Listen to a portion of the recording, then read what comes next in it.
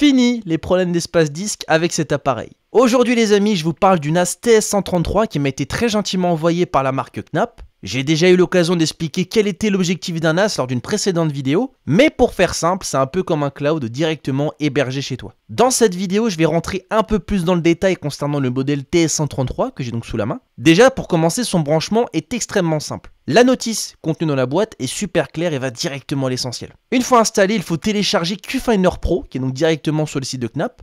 Ce logiciel va te permettre de te connecter à ton NAS et de commencer à transférer tes fichiers dessus. Voici donc l'interface de mon NAS sur laquelle j'ai réussi à atterrir grâce à QFinder Pro. Et pour commencer, on va cliquer sur App Center et par cet onglet, je vais pouvoir installer tout un tas d'applications qui vont me permettre de personnaliser au maximum mon NAS. Par exemple, je peux installer Mega, je peux installer Music Station donc pour lire des musiques, je peux installer un Firewall ou encore TeamViewer. Ce qui va nous intéresser, c'est que je vais tout simplement vous montrer comment transférer un fichier directement sur le NAS. Donc pour le coup, je clique sur File Station. Voici comment fonctionne du coup l'interface de File Station. J'ai l'ensemble des supports de stockage de mon NAS. Donc ça c'est mon disque dur, j'ai créé un volume express sur celui-ci. Et dans le dossier multimédia, je vais créer un autre dossier que je vais appeler test vidéo, j'appuie sur OK. Et dans ce dossier test vidéo, je vais tout simplement y glisser le launcher de Twitch Studio. Ça n'a aucun sens, mais c'est juste pour tester en fait la rapidité du transfert. Je prends du coup mon Twitch Studio, je le drag and drop directement dans File Station. Là, il va tout simplement nous demander la règle en fait qu'il faut appliquer si jamais il y a plusieurs fichiers qui ont le même nom.